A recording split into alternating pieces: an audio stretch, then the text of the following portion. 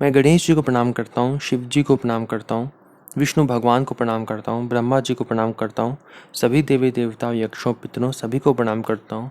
प्रहलाद, नारद, पराशर, पुंडरीक, व्यासांबरी, शुक, शौनक, भीष्म, दालभ्यान, रुकुमांगद, अर्जुन, विभीषण आदीन पुण्यानिमान परम भागवतान स्मरामि। शुरू करते हैं 28वां अध्याय, वरुण लोक से नंद जी को छुड़ा कर लाना।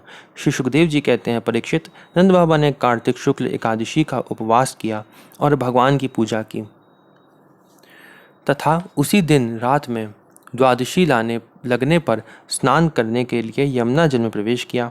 नंद बाबा को यह मालूम नहीं था कि यह असुरों की वेला है, इसलिए वह रात के समय ही यमुना जल में घुस गए। उस समय वरुण के सेवक एक असुर ने उन्हें पकड़ लिया और वह अपने स्वामी के पास ले गया। नंद बाबा के खो जाने से व्रज के सारे गोप, श्री कृष्ण अब तुम ही हम अपने पिता को ला सकते हो, बलराम अब तुम्हारा ही भरोसा है, इस प्रकार कहते हुए रोने पीटने लगे। भगवान श्री कृष्ण सर्वशक्तिमान हैं एवं सदा से ही अपने भक्तों का भय भगाते आए हैं। जब उन्होंने व्रजवासियों का रोना पीटना सुना और यह जाना कि पिताजी को वरुण का कोई सेवक ले गया है, तब वे वरुण जी के पास गए। जब लोकपाल वरुण ने देखा कि समस्त जगत के अंतर इंद्रिय और बहिरिंद्रियों के प्रवर्तक भगवान श्री कृष्ण स्वयं ही उनके यहाँ पधारे हैं, तब उन्होंने उनकी बहुत बड़ी पूजा की।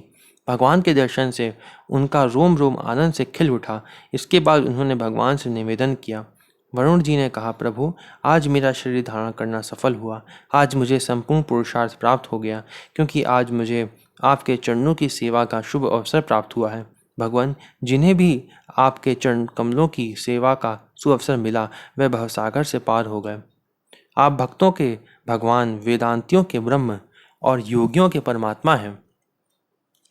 आपके स्वरूप विभिन्न लोक सृष्टियों की कल्पना करने वाली माया नहीं है, ऐसा श्रुति कहती है। मैं आपको नमस्कार करता हूँ। प्रभु, मेरा यह सेवक बड़ा मूढ़ और अनजान है, वह अपने कर्तव्य को भी नहीं जानता। वही आपके पिताजी को ले आया है। आप कृपा करके उसका अपराध क्षमा कीजिए। गोविंद, मैं जानता हूँ कि आप अपने पिता के प्रति बड़ा प्रेम भाव रखते हैं। ये आपके पिता हैं, इन्हें आप ले जाइए। परंतु भगवान, आप सबके अंतर्यामी, सबके साक्षी हैं, इसलिए विश्व विमोहन श्री कृष्ण, आप मुझ दास पर भी कृपा कीजिए। श्री सुखदेव जी कहते हैं, परीक्षित, भगवान श्री कृष्ण ब्रह्मा आदि ईश्वरों के भी ईश्वर हैं। लोकपाल वरुण ने इस प्रकार उनकी स्तुति करके उन्हें प्रसन्न किया। इसके बाद भगवान अपने पिता नंद जी को लेकर व्रज में चले आए और व्रजवासी भाई बंधुओं को आनंदित किया। नंद बाबा ने वरुण लोक में लोकपाल के इंद्रियातीत ऐश्वर्य और सुख संपत्ति को देखा तथा यह भी देखा कि वहाँ के निवासी उनके पुत्र श्री कृष्ण के चरणों में झुक झुक कर प्रणाम कर रहे हैं। उन्हें बड़ा विस्मय हुआ। उन्होंने व्रज में आकर अपने जाति भाइयों को सब बातें कह सुनाई। परीक्षित, भगवान के प्रेमी गोप यह सुनकर ऐसा समझने लगे कि अरे, ये तो स्वयं भगवान है। तब उन्होंने मन ही मन बड़ी उत्सुकता से विचार किया कि क्या कभी जगदीश्वर भगवान श्री कृष्ण हम लोगों को भी अपना यह वह मायातीत स्वधाम, जहाँ केवल इनके प्रेमी भक्त ही जा सकते हैं, दिखलाएंगे। परीक्षित, भगवान श्री कृष्ण स्वयं सर्वदर्शी हैं, भला उनसे यह बात कैसे छिपी रहती। वे अपने आत्मीय गोपों की यह अभिलाषा जान गए और उनका संकल्प सिद्ध करने के लिए कृपा से भरकर इस प्रकार सोचने लगे। इस संसार में जीव अज्ञान व शरीर में आत्मबुद्धि करके भांति भांति की कामना और उनकी पूर्ति के लिए नाना प्रकार के कर्म करता है। फिर उनके फलस्वरूप देवता, मनुष्य, पशु, पक्षी आदि ऊंची नीची योनियों में भटकता फिरता है। अपनी असली गति को, आत्मस्वरूप को नहीं पहचान पाता। परम दयालु भगवान श्री कृष्ण ने इस प्रकार सोचकर उन गोपों को माया अंधकार से अतीत अपना परम धाम दिखलाया। भगवान ने पहले उनको उस ब्रह्म का साक्षात्कार करवाया जिसका स्वरूप सत्य, ज्ञान, अनंत, सनातन और ज्योति स्वरूप है तथा समाधिनिष्ठ गुणातीत पुरुष ही जिसे देख पाते हैं। जिस जलाशय में अक्रूर को भगवान ने अपना स्वरूप दिखलाया था, उसी ब्रह्म स्वरूप ब्रह्म हृदय में भगवान उन गोपों को ले गए। ये जो लिखा हुआ है कि अक्रूर को भगवान ने अपना स्वरूप दिखलाया था जलाशय में, ये हम लोग कुछ ही अध्याय बाद पढ़ेंगे। ठीक है, अक्रूर जी भगवान को मथुरा से लेने के लिए जब आते हैं, तब भगवान ये जलाशय में दिखाते हैं उनको। ठीक है, और एक भी बात गौर करने वाली है कि उनको भगवान का धाम देखना था गोपों को। ठीक है, तो भगवान ने उनको गोपों का धाम गोपों को भगवान का धाम तभी दिखाया जब उन्होंने भी ब्रह्म का साक्षात्कार कर लिया।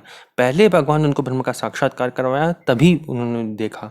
क्योंकि ऐसा है कि भगवान का जो लोक है वो इन आँखों से हम देख नहीं सकते हैं।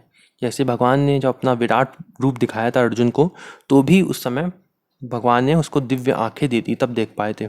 ऐसे ही ब्रह्म का साक्षात्कार होना पहले कंपलसरी है, ये पहले जरूरी है, ठीक है, इसीलिए ऐसा लिखा है। तो आगे पढ़ते हैं। जिस जलाशय में अक्रूर को भगवान ने अपना स्वरूप दिखलाया था, उसी ब्रह्म स्वरूप ब्रह्म हृदय में भगवान उन गोपों को ले गए। वहाँ उन लोगों ने उसमें डुबकी लगाई, वे ब्रह्म हृदय में प्रवेश कर गए। तब भगवान ने उसमें से उनको निकाल कर अपने परम धाम का दर्शन कराया। उस दिव्य भगवत स्वरूप लोक को देखकर नंद आदि गोप परमानंद में मग्न हो गए। वहां उन्होंने देखा कि सारे वेद मूर्तिमान होकर भगवान श्री कृष्ण की स्तुति कर रहे हैं। यह देखकर वे सब के सब परम विस्मित हो गए। अगली वीडियो में हम लोग पढ़ेंगे 29वां अध्याय, रासलीला का प्रारंभ। ओम नमो भगवते वासुदेवाय।